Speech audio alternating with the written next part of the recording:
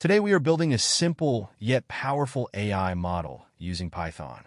We'll use a technique called a decision tree classifier to predict the species of iris flowers based on their measurements. Let's get started. Before diving in, let's get our Python environment ready. We'll need a few helpful libraries. NumPy for numerical operations, Pandas for data manipulation, Matplotlib and Seaborn for data visualizations, and scikit-learn for the machine learning model. Now let's import all the necessary libraries we just mentioned. Here's a breakdown of what we're importing. We are importing NumPy, Pandas, Matplotlib, and Seaborn. We give a shorter name for convenience. From scikit-learn, we import various functions. LoadIris function loads the iris flower dataset we'll use for training our model. TrainTestSplit helps us split the dataset into training and testing sets. Decision tree classifier is the core of our model. Accuracy score, precision score, recall score, and F1 score will be used to evaluate the performance of our model. Finally, from sklearn.tree, we import functionalities to visualize our decision tree for better understanding. Now that we have our tools ready, let's load the iris dataset, which is a classic dataset for classification problems. This code does two things. LoadIris function loads the iris dataset from scikit-learn. The dataset contains information about 150 iris flowers, with 4 features describing each flower: sepal length, sepal width, petal length, and petal width, and a target variable indicating the flower species: iris setosa, iris versicolor, or iris virginica. We then separate the data, features, and target variables. Iris.data stores the actual measurements of the flowers in a NumPy array. Iris.target stores the corresponding flower species labels 0, 1, or 2 in a NumPy array. Before diving into model building, let's get a glimpse of our data. We'll create a Pandas data frame to organize and visualize the features and target variable.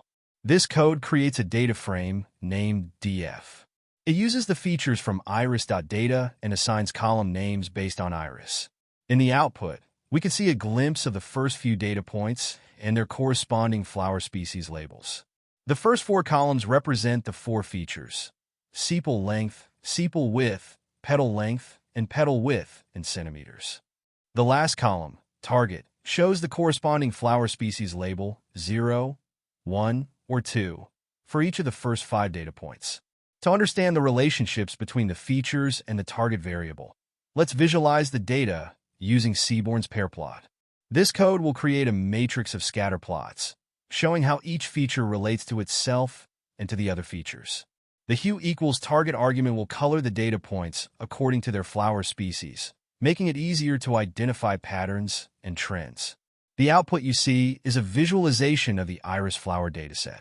It's a matrix of scatter plots that helps us understand the relationships between the features: sepal length, sepal width, petal length, petal width, and the target variable, flower species, in the iris dataset. By analyzing these plots, we can identify potential patterns and relationships between the features and the target variable. To train and evaluate our model, we need to split the data into 2 sets. Training set will be used to train the model, teaching it to recognize patterns in the data. Testing set will be used to evaluate how well the trained model can make predictions on new, unseen data. We'll use the TrainTestSplit function from scikit-learn to achieve this. Here we split the data into xtrain, xtest, ytrain, and ytest. Xtrain and ytrain contain the features and target labels for training, respectively. Xtest and ytest contain the features and target labels for testing, respectively. Test size equals 0.2 means that 20% of the data will be used for testing, and the remaining 80% for training. Random state ensures that the split is reproducible, so we get the same results each time we run the code. Now, we'll create a decision tree classifier and train it on the training data. Here we created a decision tree classifier object named CLF, and set the random state to 42 to ensure reproducibility. Then we fit the classifier to the training data using the fit method, learning the decision rules from the data. Once the model is trained, we can use it to make predictions on the testing data.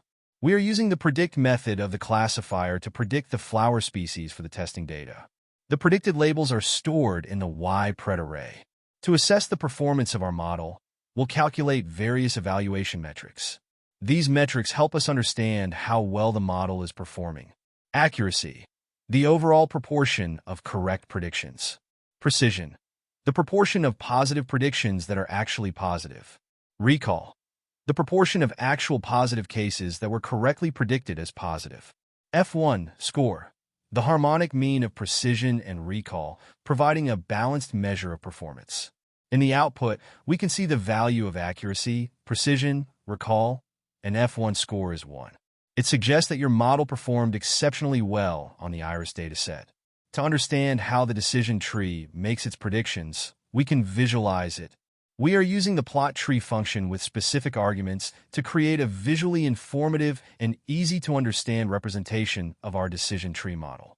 It helps to visualize how the features are used by the model to make predictions for iris flower classification. In the output, we can see the visual representation of the decision tree classifier we trained on the iris dataset. This visualization helps you understand the decision-making process the model uses to classify new data points. The decision tree is typically represented as a flowchart-like structure, starting from a single root node at the top and branching out to subsequent nodes as the decision-making process progresses. Key elements of the decision tree are nodes, edges, and labels. The decision tree is composed of nodes. Each node represents a specific condition or decision rule based on a feature of the data. The condition is displayed within the nodes box. There are two main types of nodes. Internal nodes represent decision points. They typically contain a condition based on a feature, for example, petal length less than or equal to 2.45. If the condition is true, the decision tree follows the left branch. Otherwise, it follows the right branch. Leaf nodes. These nodes represent the final decisions or classifications. They indicate the predicted class or category for a given data point based on the decisions made at the internal nodes. Edges connect the nodes, representing the possible paths a data point can take through the tree based on the decisions made at each node. Each node has labels that provide information about the decision or classification made at that node. These labels typically include Gini, measures the impurity or disorder at a node. A lower Gini value indicates a purer node, where most data points belong to the same class. Samples is the number of data points that reach that node.